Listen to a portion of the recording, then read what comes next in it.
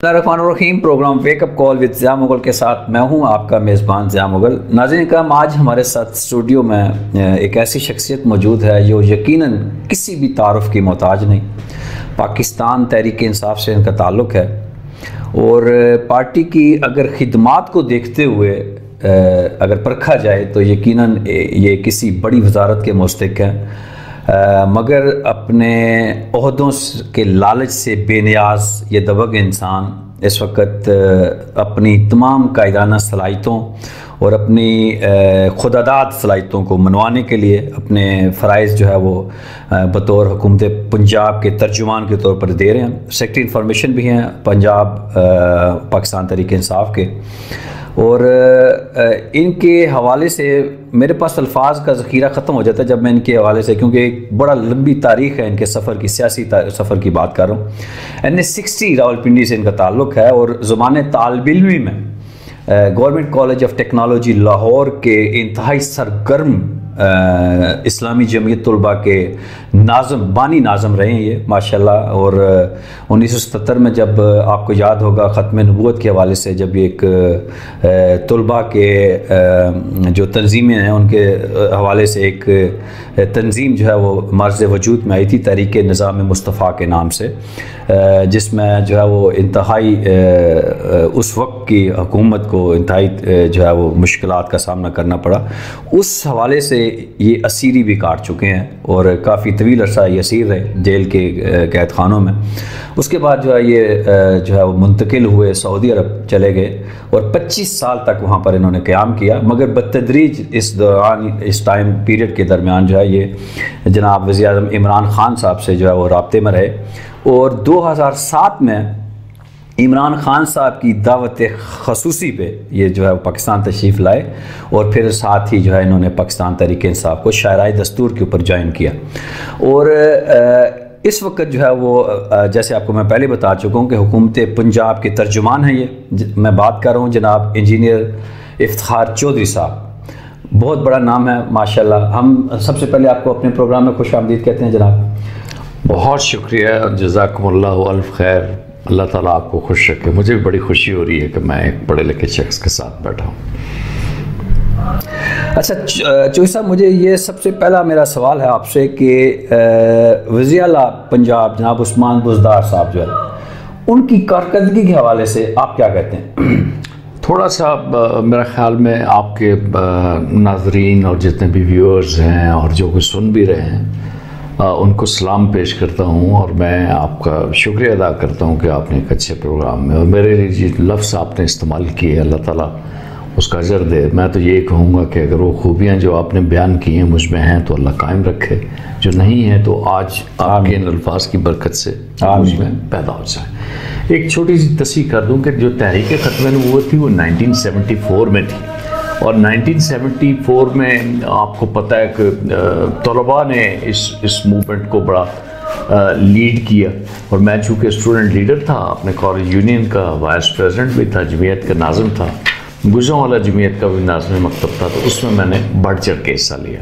तहरीक निज़ाम Mustafa 1977 anti Bhutto movement थी actually, जिसमें मुफ्ती महमूद साहब थे, असगर खान साहब थे और सरदार अब्दुल क़य्यूम, सरदार सिकंदर हयात, ये सारे लोग जो उसको लीड कर रहे थे, रफ़ीक बाजवा वगैरह। तो हम भी एक स्टूडेंट लीडर की हैसियत से वहाँ थे। अब रही बात कि पाकिस्तान तहरीक इंसाफ को ज्वाइन करना, वैसे तो 1992 में हमारे कायद वज़ीर-ए-आज़म इमरान ख़ान वहाँ जब जद्दा तशरीफ़ लाए तो उनकी मेज़बानी डॉक्टर ग़ुलाम अकबर नियाज़ी ने की और मैं उस जो इस्तक़बालिया कमेटी का जनरल सेक्रेटरी था, जिसमें सारे लोग ही थे। उस वक्त तो जो पार्टी में नहीं थे और हम ही जद्दोजहद में लगे रहते थे। और फिर ऐसे हुआ कि इन बिटवीन सऊदी अरेबिया में हुई कि ये मूवमेंट जो जनरल मुशर्रफ के दौर में हुई और हमने पाकिस्तान में जो जमहूरियत के लिए जद्दोजहद की लिखा। मैं वहाँ पे रिपोर्टर भी था, ख़बरें का ब्यूरो चीफ था, तो ये हम एक्टिविटी में शामिल होते रहते थे, लिखते थे। वहाँ एक हुआ कि नवाज शरीफ साहब थे तो उनके साथियों को गिरफ़्तार किया गया, तो मैंने ख़बरें में लिखा और मैंने कहा कि भाई जिस दौर में किसी फ़कीर की अगर कमाई लुटती है तो सुल्तान उसका ज़िम्मेदार होता है, और यहाँ पे जो ओवरसीज़ पाकिस्तानी फ़कीरों की कमाई लूटी जा रही है तो उनकी ज़िम्मेदारी जनरल असद दुरानी पे है। तो आप ये कह सकते हैं कि 2001 में मैंने जनरल असद दुरानी का ये मकरू और काला चेहरा जो है दुनिया के सामने मैंने पेश किया। लोग नहीं जानते थे उसको, लोगों ने तो बाद में पता चला कि उन्होंने जब उन्होंने रा के चीफ के साथ मिलके ये किताबें लिखी और लोगों को फिर पता चला कि ये जनरल असद दुरानी है क्या। तो बहरहाल इनकी गर्दन में सरिया है। मैं तो सच्ची बात है पाक फौज का अच्छा, मैंने आपको इतना प्यार करने वाला हूँ और लिखता हूँ, आपको पता है मेरे कॉलम भी इन्हीं के फेवर में होते हैं, लेकिन एक हद है हर एक की। देखे जब आप इसी को प्ले ग्राउंड आप समझ लें तो जो गेंद इससे बाहर जाएगा तो विसल तो बजती है ना। तो अगर कोई अदारा भी अपने इन चीज़ों से बाहर निकलता है तो फिर एक विसल बजती है, और वो हमारे जैसे लोग नौजवान जो हैं, बूढ़े नौजवान जो हैं, वो आवाज़ उठाते हैं। और हमने इन मार्शल लॉ के ख़िलाफ़ आवाज़ उठाई, लेकिन अपने अजीज़ भट्टियों को भी खराज तहसीन पेश किया, खराज अकीदत पेश किया। और सियाचिन पे जो -40 सेंटीग्रेड पे लड़ने वाले जो बच्चे हैं, मेरी फैमिली के अंदर बड़े शहीद हुए, तो वाना में और मुख्तलिफ़ जगहों पे आप यकीन कीजिए कि एक दास्तान अगर हम शुरू कर दें कि हमारी फ़ौज ने हमारे लिए क्या क्या कुर्बानियाँ दी, तो बड़ी लंबी दास्तान है। लेकिन ये नहीं हो सकता कि मैं उनको टीवी स्टेशन की दीवारें फलंगता हुआ देखूं, या जमहूरी इलेक्टेड लोग हों तो हम उनको उनके साथ एग्रेसिवली पेश करते हुए देखें। तो ये मत समझिएगा कि मैं नवाज शरीफ की हमायत कर रहा हूँ, बल्कि हमारा कबीला है, हम सियासी लोग हैं। तो सियासतदान जो है वो अपनी सियासत करे, अपने इन फौजियों को पाले, इनको अच्छे।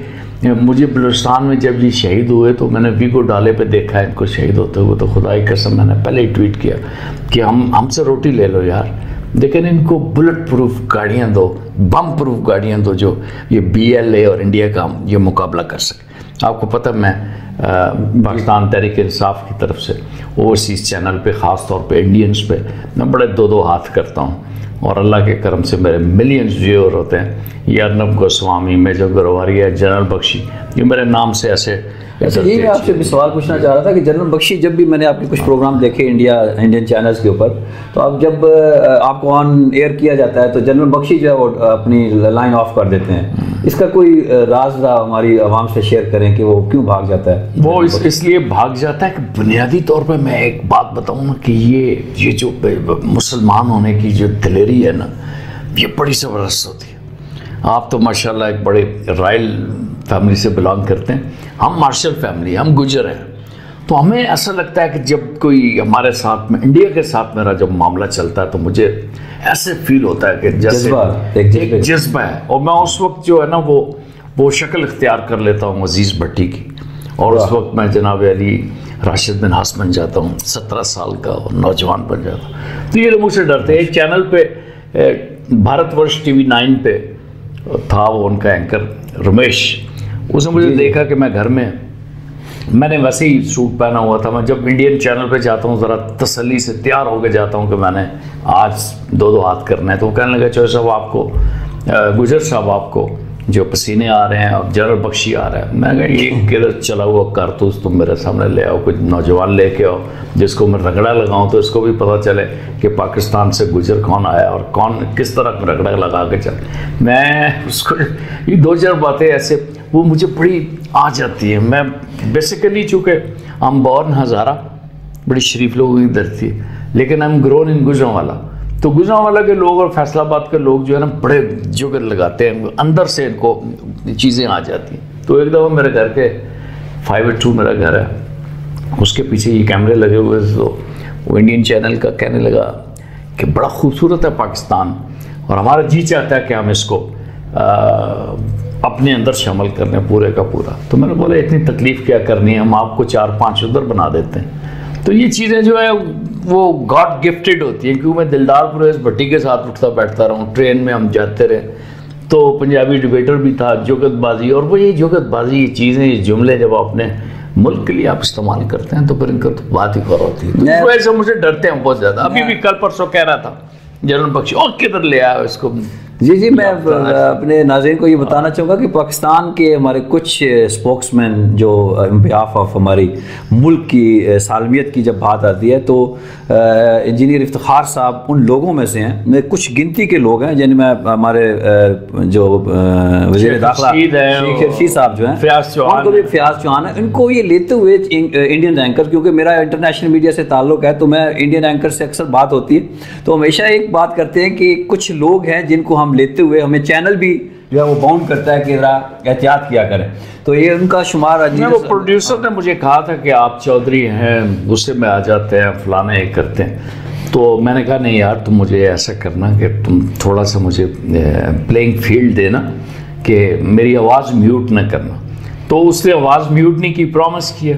तो पिछला चैनल जो प्रोग्राम था उसके साथ अर्नब के साथ, अर्नब ने कहा आज मैं फिर एक चैलेंज वाले बंदे से मैं करूँगा, तो मुझे ले आए, मैंने शुरू किया। आपने देखा होगा क्लिप में, मैंने उसकी बड़ी तारीफ। जी बिल्कुल। और उसने कहा कि आपका लीडर मुझे ट्वीट करता है, तो मैंने बोला हमारा लीडर आपको बड़ी इज्जत देता है, आप वहाँ के एक बड़े बावकार चैनल पे बैठ के जिस डटाई से झूठ बोलते हो आपका ही काम है।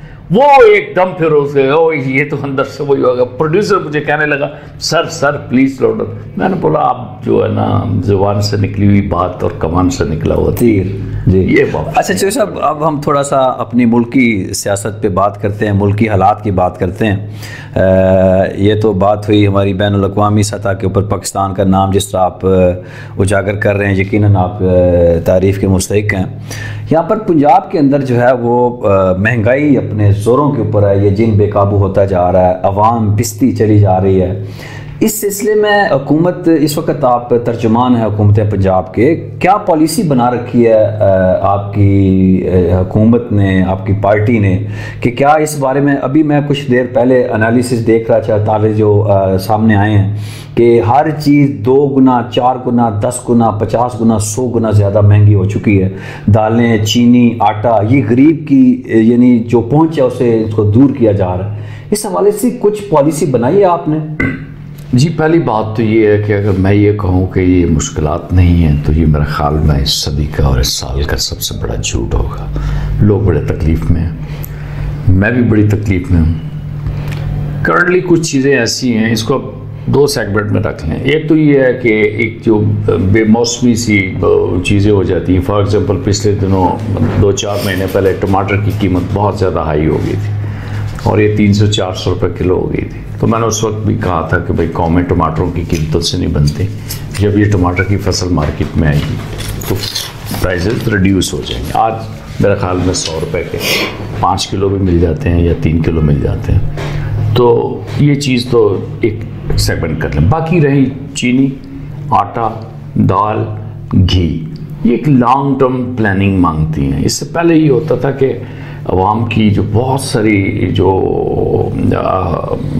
रकूम थी वो सब्सिडी के नाम के ऊपर डाल दी जाती थी।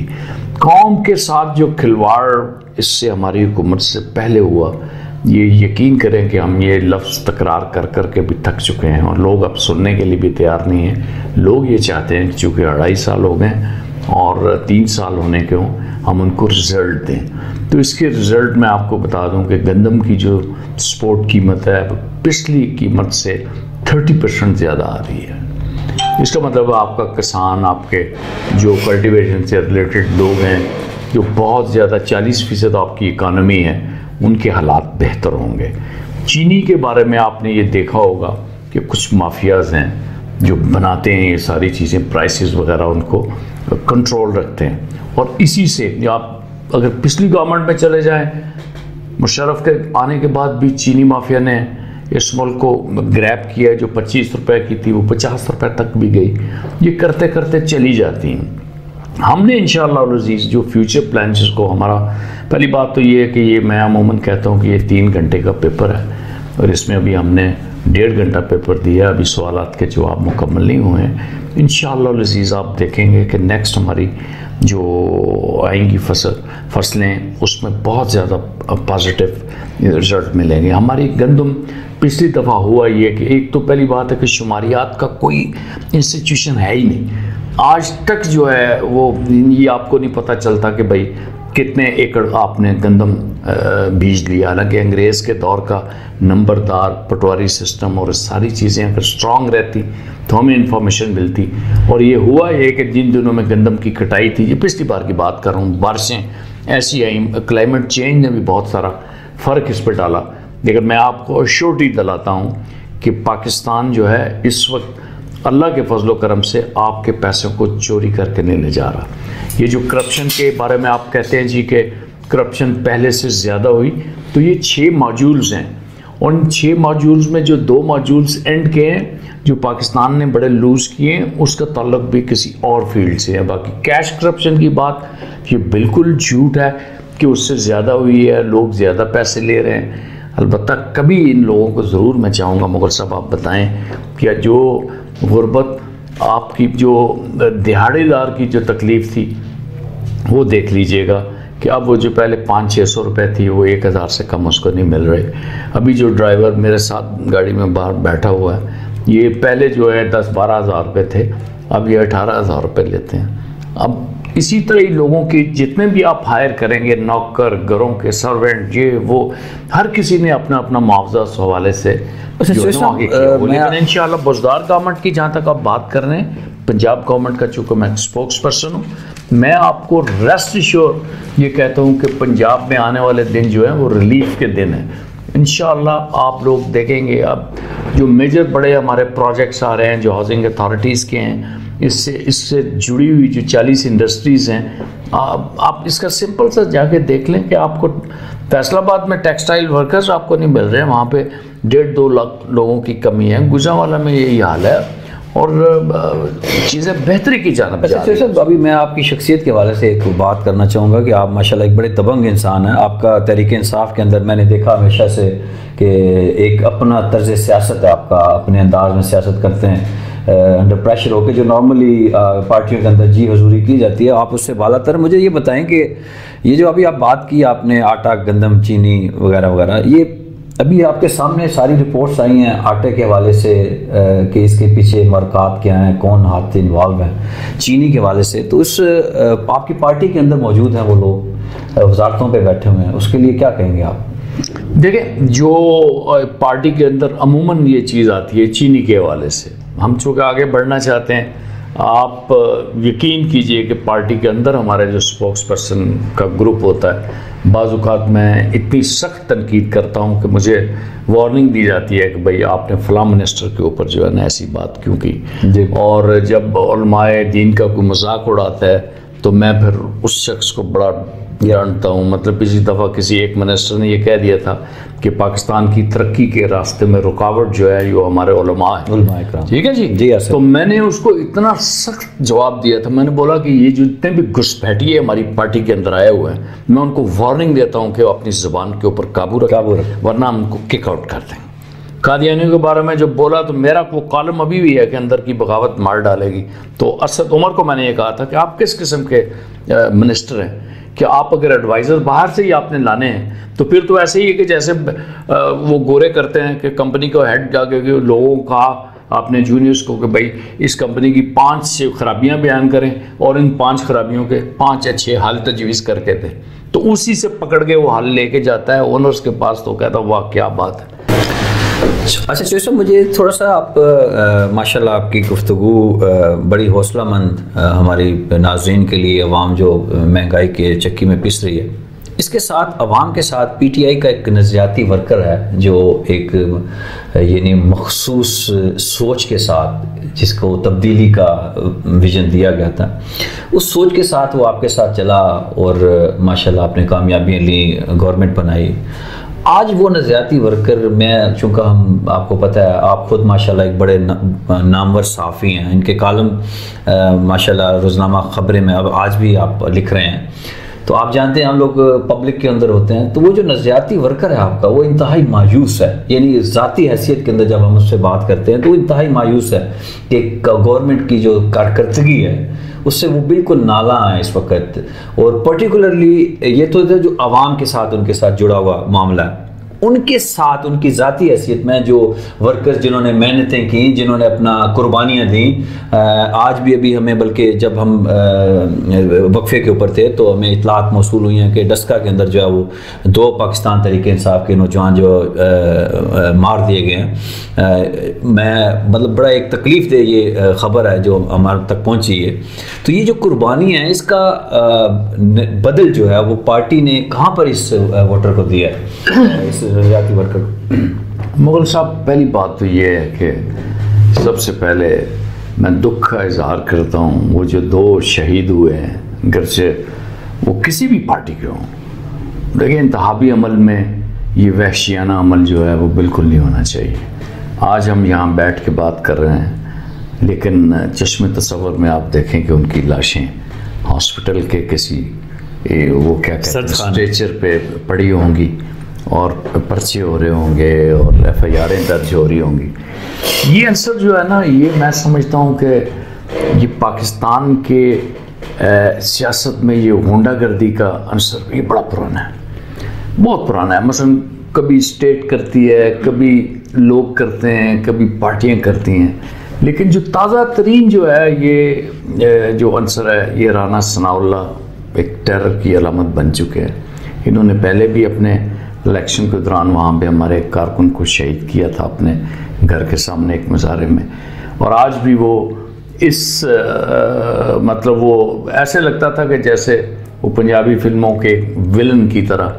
मैं कभी देखता था को वक्त मिलता था, माँ बाप से छुप छुपा के फिल्म देखते थे, तो एक जग्गी हुआ करता था पंजाबी फिल्मों का किरदार जो रेड़े के ऊपर बैठ के लड़कने लगाता और जाता है। ये वो जग्गी है। सियासत की ये जो जगह हैं इन्होंने इस चीज़ का बड़ा फ़र्क किया है। सियासत बुनियादी तौर पे अल्लाह का इलाही सुन्नत है कि बंदों के काम आना।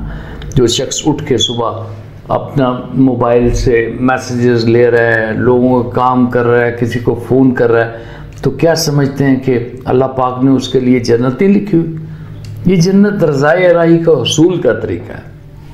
आज जो कुछ वहाँ पे हुआ है सर, ये सियासत में नज़रियाती कारकुन यही होते हैं जिनके सीने खुले होते हैं, ये गोलियाँ भी खाते हैं, मरते भी हैं। ये मैं अपनी पार्टी के लोगों को भी कहता हूँ कि अपने मोबाइल जो है वो ऑन रखें, अपने व्हाट्सएप मैसेजेस। मुझे पता है कॉलें आप नहीं सुन सकते इतनी, लेकिन कम से कम उनके दरमियान बैठें, वो आपके साथ अपना दुख सुख शेयर करें। हमें कम से कम उनको ये तो बताना चाहिए कि भाई ये गवर्नमेंट हमने की है, तो ये तो बानमती का कुंभा जोड़ के हमने हुकूमत हासिल की थी। हमारे पास तो इतने फिगर्स ही नहीं थे। हम तो MQM के पास भी गए, उनके वोटर्स को भी, उनके मेंबर्स को भी साथ मिलाया, कॉफ लीग को भी मिलाया, वो मेंगल साहब को भी मिलाया। इसी तरह ये साजे की एक हंडिया हमने बनाई। ये जो कहते हैं ना कि खलाई मखलूक ने आपको सिलेक्ट करके भेजा, फिर हम ये मेहनतें क्यों करते? तो हमारे कारकुन को भी ये समझना चाहिए कि ये बस थोड़ा सी तकलीफ बर्दाश्त करें। अभी हमारे जो नए लोग हैं, जो मिनिस्टर्स हमारे बने हैं, उनके एटीट्यूड, उनके रवैये जो हैं वो उनको बड़ा तंग करते हैं, और मैं भी तंग होता हूँ बाज़ औक़ात। अच्छा, एक आपकी खान साहब से प्राइम मिनिस्टर हैं हमारे पाकिस्तान के इस वक्त, इस्लामी जमहूरिया पाकिस्तान के, आपकी उनसे बात होती रहती है। मुझे बताएं कि एक अमूमी सोच है आम पब्लिक के अंदर कि खान साहब बेखबर हैं नीचे जो वर्कर है उसके साथ क्या ज़्यादतियाँ हो रही हैं, किसको उसका हक उतना मिल रहा है जो कुर्बानी उन्होंने दी हैं वहाँ तक। क्या ये आप समझते हैं कि वाकई खान साहब इस चीज़ से बेखबर है, या उनको लाइन रखा जा रहा है, या फिर खान साहब की इंफॉर्मेशन में होते हुए वो मजबूर हैं अपने इर्द गिर्द के माहौल से कि वो कुछ अमल नहीं कर पा? देखिए जी, पहली बात तो मैं ये तस्दीक कर दूं कि मेरी खान साहब से कोई बातचीत नहीं है। मैंने जब से वो प्राइम मिनिस्टर बने मेरी उनसे कोई मुलाकात नहीं है। जब से वो प्राइम मिनिस्टर बने मेरी कोई उनके साथ सेटिंग नहीं है। उनके फंक्शंस में अटेंड ज़रूर करता हूँ। व्हाट्सएप नंबर उनके जो है व्हाट्सएप वो मेरे पास है, उनके ईमेल एड्रेसेस मेरे पास हैं। मैं एक वो पंजाबी में कहते हैं कि वक्री टाइप का बंदा हूँ। मैं ये नहीं चाहता कि मैं अपने लीडर को इंगेज करूँ अपने लिए कि भाई इफ्तिखार चौधरी की तस्वीर जो है वो इमरान खान के साथ हो और वो टांग पे टांग रख के बैठे, मेरा कायद बैठा हुआ और मैं सामने बैठा हुआ लोगों को कहूँ नहीं, कि ये मेरे वाले जो 2-4 मिनट है ना, ये बेचारे उसको जो वो सीकर है, जो मतलब जिसको वो मर जाएगा अगर खान के साथ तस्वीर नहीं है, उसके साथ बैठा लें। खान साहब ने इस सिलसिले में बहुत सारे काम करने हैं। खान साहब पाकिस्तान में एक एग्रीकल्चर इनकलाब लाने की बात कर रहे हैं। आपने कहा ना बुज़दार साहब क्या कर रहे हैं, तो बुज़दार साहब की जो सबसे बड़ी खूबी ये है कि वो क्या कहते हैं कि नरम दमे गुफ्तगू गर्म दमे जुस्तजू, कि बंदा बोलता कम है लेकिन काम ज़्यादा करता है। अभी रात को भी एक टॉक शो में था, तो वहाँ पे वाइस चांसलर ऑफ बरानी यूनिवर्सिटी डॉक्टर कमर जमान ने कहा कि जितने काम पंजाब में ये बुज़दार हुकूमत कर रही है, ये हिस्ट्री में ऐसे नहीं हो सकते। कि आपका ये पूरा बेल्ट जो फतेह जंग से नीचे है, और ये काहुटा का एरिया, और ये दूसरे जहाँ पे जिसको कऊ कहते हैं हम, बारा कऊ, काहुटा, ये कऊ के ऊपर जो कल्टिवेशन जो ओलाइव की है, ये खान साहब का मिशन है और बुज़दार साहब कर रहे हैं। आपके बुज़दार साहब ने वो काम कर लिया जो शोले फिल्म का पहले वो जेलर करता था, वो नहीं किया। घोड़े के ऊपर बैठ के अपने घोड़े के सुमों से शरारे नहीं उसने निकाले। उसने ये नहीं कहा कि चिड़िया भी पर नहीं मारेगी, वो खामोशी से काम करता रहा। और आपका पंजाब जो ख़ास तौर पे साउथ पंजाब, जहाँ पे एक तरफ लाहौर में पर कैपिटा आप 76,000 रुपये लगा रहे थे, 76,000 रुपये, ये आपको कुछ स्पोक्स पर्सन बताएगा भी ना, उसको पता भी नहीं। वेयरएज साउथ पंजाब में आपके राजनपुर और आपके डेरा गाजी खां में 2200 रुपये लगते थे। आज आप जब ऑरेंज ट्रेन में बैठते हैं तो 40 रुपये आप किराया देते हैं, 240 रुपये मैं और आप देते हैं जो ऑरेंज ट्रेन पे नहीं बैठते। ये देखें ना, इस कौम को बुद्धू बनाया है, मैं लफ्ज़ बे से यूज़ कर रहा हूँ। इस कौम को बुद्धू बना रखा है कि भाई आपकी वो ऑरेंज ट्रेन वो जा रही है, फलाना जा रही है। ये ऐसे ये बंदर है जो उछल कूद करता है, कहता उधर जा रहा हूँ, मैं इधर जा रहा हूँ, काम कुछ नहीं। अब पंजाब के अंदर जो आपके जो डिप्रेस्ड पंजाब था, जो कभी सोचता था सराइकिस्तान की बात करता था, आज वहाँ पे 33% जो बजट है वो फ्रीज करके वहाँ पे इन्वेस्ट हो रहा। बड़े प्रोजेक्ट आपके और हैं। नारा लई का प्रोजेक्ट आपके सामने है, जो शेख साहब का ड्रीम था। मैं उन्हें शेख रशीद को मुबारकबाद पेश करता हूँ कि उन्होंने ये अपना जो ख्वाब था पिंडी के लोगों के लिए वो पूरा किया। सर्कल वो रोड जो है, रिंग रोड जो है वो बन रहा है। इसमें हमारे लोगों, हमारे MPAs जितने भी हैं, इनके ये काम है। मैं ये चाहूँगा अपने जो नज़रियाती वर्कर हैं वो पार्टी के साथ जुड़ें। पार्टी और चीज़ है, हुकूमत और चीज़ है। आप इन MPAs और MNAs के पीछे क्यों दौड़ते हो? आप अपनी जो हमने यूनिट साजी की हुई है, तंजीमें बनी हुई हैं, इन तंजीमों को आप मजबूत करें और ये तंजीमें उस तरह काम लें जिस तरह MQ तंजीम अपने अरकान असम्बली से काम लेती थी। पार्टी में पार्टी मजबूत हो, अदारा बने। हाँ, ये सवाल बड़ा है हमें कि पार्टी को अदारा बनाया जाए, पार्टी को जो अखाड़ा ना बनाया जाए। जाती पसंद और नापसंद और कॉन्स्टिट्यूशन से हट के जितनी अपॉइंटमेंट्स हुई हैं ये ना किया जाए। आपको अल्लाह रब्बुल इज़्ज़त ने आज ये ताकत दी है कि लफ्ज़ पूछने की और मुझे कुछ कहने की, तो अब ये है कि हमें ये अमानत के तौर पे इस्तेमाल करना चाहिए। ये नहीं है कि भाई हम करप्ट लोगों को आगे लाएं, करप्ट लोगों को साथ लेके चलें। जिन लोगों को रिजेक्ट किया, अदारों से निकाल दिया गया, किक आउट किया, उनको आप साथ लेके न चलें। यहाँ पर अभी आपने कहा कि करप्ट लोगों को प्रमोट करने की बात की आपने, तो मैं आपसे इसी मौके पे एक और सवाल करना चाहूँगा। मुझे बताइए कि आप जैसी शख्सियत, यानी जिसके नाम से इंडियन जर्नल्स भी काम उठते हैं, आपके अंदर इतनी अल्लाह ताला ने सलाहियतें नवाज रखी हैं, आपके अंदर एक जज्बा है मुल्क की खिदमत करने का, आवाम के अंदर रहने का। मैं ये समझता हूँ कि, और मुझे हमारी इन्फॉर्मेशन में है कि आपने टिकट के लिए भी शायद सेनेट के लिए अप्लाई किया था। आप जैसा हॉनेस्ट आदमी, दियानतदार आदमी और इतनी यानी बड़ी शख्सियत जो है, उसको क्यों महरूम किया गया फिर सेनेट के टिकट देने से? पार्टी इस वक्त आपकी बरसर इक़्तिदार है। जिन लोगों को सेनेट के टिकट दिए गए, हम भी जानते हैं, आप भी जानते हैं उनमें से कौन लोग, उनकी एक्टिविटीज़, हर जो उनका अमल है हम मुझसे वाकिफ़ हैं। आप जैसे शख्स को क्यों इससे महरूम किया गया? देखिए जी, पहली बात तो ये है कि मेरा ईमान है कि जो आपका नसीब है वो कोई ले नहीं सकता, और आपका किसी का लिखा हुआ नसीब आप छीन नहीं सकते। पाकिस्तान तहरीक इंसाफ ने इस वक्त जो सेनेट के टिकट दिए हैं वो बेहतरीन चॉइस के ऊपर दिए हैं। मैं हल्फन कहता हूँ कि अच्छे लोग आए हैं। देखिए मेरी जगह कौन है यहाँ पे नॉर्थ पंजाब से? सैफुल्लाह नियाज़ी हैं। सैफुल्लाह नियाज़ी जो बचपन से हमारे कायद के साथी हैं और कंधे से कंधा मिला के वो चलने वाले आए हैं। मुझे इस बात का कोई दुख नहीं है कि मैं सेनेटर नहीं बना। मुझे दुख उस वक्त होता कि मेरी सेनेट की जगह के ऊपर एक ऐसा बंदा आ जाता जिसकी तस्वीर देखते हम कि ये कौन है।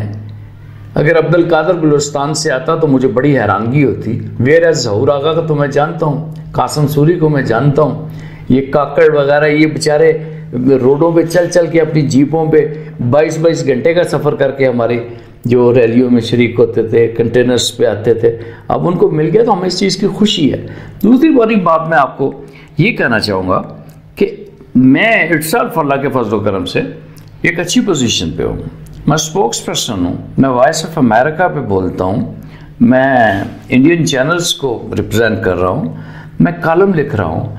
मेरी ये इज़्ज़त और जो आपने ये प्यार और मोहब्बत और जो हमदानी साहब ने खूबसूरत तरीके से यहाँ इज़्ज़त बख्शी, ये इस वजह से तो नहीं बख्शी कि मैं 6 फुट 1 इंच कद है, गुजर हूँ, तकरीर अच्छी करता हूँ। नहीं, आपने मुझे पार्टी स्पोक्स पर्सन की हैसियत से बुलाया, आपने मुझे सेक्रेटरी इन्फॉर्मेशन की हैसियत से बुलाया। तो वो चीज़ें जो नसीब में हुई तो मिल जाएंगी। आप देखें ना, जिनके नसीब में नहीं होता तो वो नहीं मिलता। मुशाहिदुल्लाह को टिकट मिल गया लेकिन उसका टिकट कहीं और जगह कटा था, अल्लाह उसकी मग़फ़िरत करे। तो हमें ईमान की सलामती के साथ अपनी ज़िंदगी चाहिए। लेकिन एक बात मैं अपनी पार्टी से भी ज़रूर करूँगा, मैं बड़ा एक दबंग सा खुला सा बंदा हूँ कि कम अज़ कम अपने साथ जो चलने वाले लोग हों वो उनके ऊपर कोई उंगली ना उठा सके कि यार ये तो फलां गंदा बंदा था जिसको फलां करप्शन की वजह से निकाला गया था, ये क्यों आज उसी गाड़ी में बैठा हुआ है।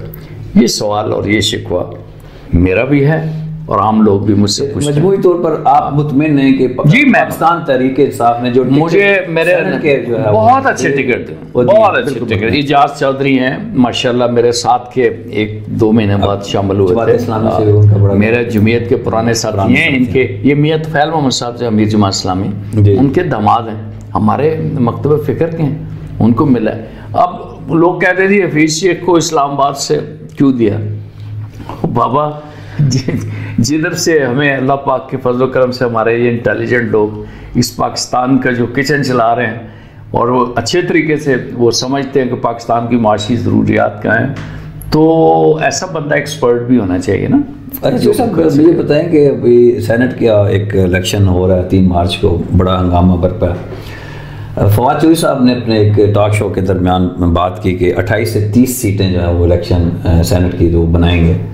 तो ये कुछ थोड़ा सा आप मुत्तफिक होते हैं क्योंकि 28 से 30 सीटों को तो मेजॉरिटी चाहिए। तो मेरे ख्याल से बलूचिस्तान में आपकी पोजीशन आपके सामने, इस्लामाबाद की 2 सीटें हैं, तो ये कैसे आप इसको जस्टिफाई करते हैं? ये 28 से 30 सीटें कहाँ से आएंगी?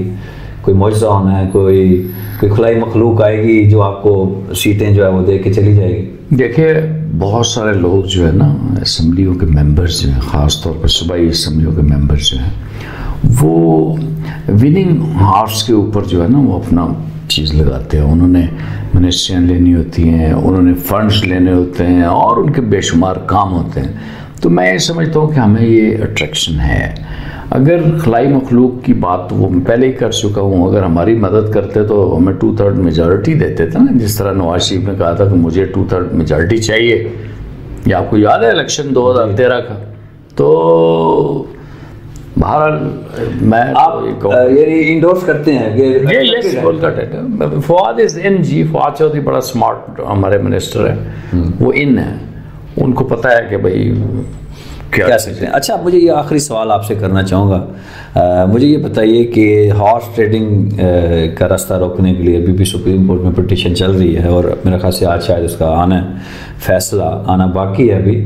तो एक तरफ तो आपकी हुकूमत जो है वो ज़ोर दे रही है कि भाई जो है वो ये जो शो ऑफ हैंड होना चाहिए, दूसरी तरफ बैलेट बॉक्स की बात हो रही है, अपोजिशन मुसलसल बज़िद है बैलेट बॉक्स के ऊपर बातचीत हो, यानी बैलेट बॉक्स ये प्राइवेसी है, कॉन्स्टिट्यूशन ये कहता है।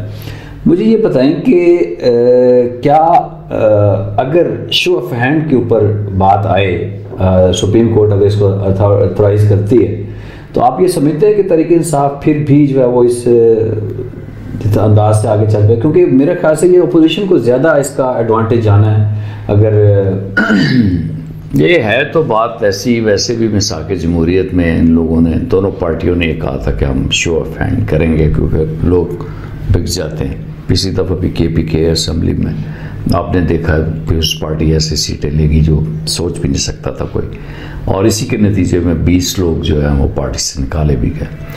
देखिए, मैं चूँकि एक नज़रियाती आदमी हूँ, मेरी बातों से लोग जो है ना बाज़ औक़ात मुझे भी तकलीफ़ होती है और उनको भी तकलीफ़ पहुँचती है। मैं तो बुनियादी तौर पर पीछे जाना चाहूँगा। मैं कहूँगा जी कि अगर टिकट कोई पार्टियों के लोग बेचें और उनको पार्टी के कैंडिडेट को टिकट खरीदना पड़े और वो खरीद के असेंबली में पहुंचता है, तो फिर मेरा ख्याल है हमारा कोई हक नहीं पहुंचता कि उस बंदे को हम मजबूर करें। वो शो ऑफ हैंड में भी दिलेर बने ना, वो सामने आए। अगर मैं होता, मैं आपको साफ बात बताऊं, ये एक चीज़ बड़ी मैं स्ट्रेंज, और पूरे इस इंटरव्यू में ये बड़ी फ्लैशिंग बात मैं कर रहा हूं। अगर मैंने टिकट खरीदा होता ना, तो जनाब अली मैं शो ऑफ हैंड करता और मैं कहता कि चूंकि मैंने इतने करोड़ दे के टिकट खरीदा है और मैं अब इतने करोड़ लेके मैं उस बंदे की हिमायत कर रहा हूं। इंसान में इतनी जुर्रत तो होनी चाहिए ना। अब ये एक शख्स 70 करोड़ या 50 करोड़ दे के टिकट परचेज करेगा, वो इखलाकी जरूरत कैसे रख सकता है? तो फिर ये देखें ना, फिर इस जमहूरियत में एक और जुमला मैं कह दूं कि अगर इस जमहूरियत की बड़ी खूबियां हैं तो जमहूरियत की ये खराबियां भी हैं कि चोरों, हरामजादों, लुटेरों को ये प्रोटेक्ट करती। इस जमहूरियत में यही तो चीज़ है। हम वैसे तो कहते हैं जी बड़ी जमहूरियत बड़ी चीज़ है, फलां बड़ी चीज़ है। हर वो सिस्टम अच्छा है जो अपने लोगों के लिए अच्छा हो। अगर इस्लामी सिस्टम, जो शूरा का सिस्टम और खिलाफत का सिस्टम जो है, वो हमने तजुर्बा कर लिया है कि वो बेहतरीन सिस्टम है जिसमें डेमोक्रेसी की रूह भी है, जो हज़रत उमर को भी खड़ा करके पूछता है कि भाई ये कैसे आपका चोला बन गया। तो मैं ये कहूँगा कि हमें इस जमहूरियत को एक मुक़द्दस किताब नहीं समझनी चाहिए। अपनी जमहूरियत की जो वो क्या कहते हैं ना कि टेलर डेमोक्रेसी, जो अपनी साइज़ के मुताबिक आप बनाते हैं, अपनी सोच के मुताबिक आप बनाते हैं, तो वो करना चाहिए। वरना ये जो जमहूरी ये जो हम जो है ना वो हंस की चाल जो है वो चलने की कोशिश कर रहे हैं, ये हमें मार इसी वजह से पड़ रही है। हम पाकिस्तानी क्यों दबे हुए हैं, क्यों पीछे रह गए हैं, क्यों हमारी रेटिंग्स डाउन से डाउन हो रही है? बेल्जियम नंबर 1 आता है और हम 128वें नंबर पे आते हैं। क्यों आते हैं? कभी गौर किया है कि मरने से पहले, ये रात सोने से पहले तकिए के ऊपर सर रख के कभी हमने सोचा कि आज मैं क्या करके आया? ये सोचिए आपके नाज़रीन, आपके व्यूअर्स, मेरे दोस्त जो मेरे दोस्त नहीं भी हैं, मैं उनसे दरख्वास्त करूँगा कि खुदारा अपना पेट ज़रूर भरिए, लेकिन जहन्नुम की आग से न भरिए। हलाल खाइए, हलाल कमाइए, पार्टी की रिप्रेजेंटेशन करें तो हलाल, ये नहीं कि आपको अदारों के ऊपर लगाया जाए और आप 1.5 साल बैठे हो, आपको किक आउट कर दिया जाए वहाँ से। बहुत शुक्रिया इंजीनियर इफ़ात चौधरी साहब, मैं आपका इंतहाई मशकूर हूँ। आप हमारे प्रोग्राम में तशरीफ़ लाए और अपनी मसरूफ़ तरीन टाइम में से हमें आपने वक्त दिया। नाज़रीन इकराम, इसके साथ मैं आपसे इजाज़त चाहूँगा। आपने इनकी खूबसूरत बातें सुनी, इंतहाई हौसलामंद बातें थी, और इसी दौरान प्रोग्राम की रिकॉर्डिंग से दौरान ही हमें इत्तला मौसूल हुई कि डस्का में जो 2 नौजवान शहीद कर दिए गए। यकीनन किसी भी पार्टी की तरफ से अगर ये अमल किया गया, किसी भी इंसान की तरफ से ये किया जाने वाला अमल काबिल मज़म्मत है। इसकी मैं अपने इस प्रोग्राम के तवस्सुत से इसकी मज़म्मत करता हूँ और उनके लाहिकीन के लिए दुआ गो हूँ, अल्लाह ताला उनको सब्र जमील अता फरमाए। और उसके साथ उन नौजवानों के लिए कोई ऐसा, मैं आपसे दरख्वास्त करूँगा कि हुकूमत की जानिब से कोई ऐसा पैकेज बनाया जाए जिसके लिए उनको इसका कहीं ना कहीं रिलीफ मिल सके। और आप सबसे जो मेरे इस वक्त प्रोग्राम सुन रहे हैं, खुदारा अपनी सोच की, अपनी नीयतों के किबला को दुरुस्त कीजिए। जैसे अभी चौधरी साहब ने कहा कि ज़िंदगी जो है वो इतनी है, अभी सेनेटर मुशाहिदुल्लाह खान साहब के हवाले से ये ज़िंदा एक मिसाल आपके सामने, अल्लाह पाक उनको जन्नत फिरदौस में आला मुकाम अता फरमाए। वो एक ऐसी शख्सियत थी, उनको सीनेट का टिकट मिल चुका था, वो सीनेट के लिए तैयार थे और कन्फर्म सीट थी उनकी, मगर अल्लाह ताला ने उनकी जो है वो मंजिल कहीं और लिखी हुई थी। हमें इस मंजिल का सोचना होगा जिसका हमें किसी भी लम्हा सामना करना पड़ सकता है। अपना और अपने घर वालों का बहुत ख्याल रखिएगा। आपसे इजाज़त चाहूँगा अगले प्रोग्राम के लिए। अस्सलाम वालेकुम। पाकिस्तान जिंदाबाद।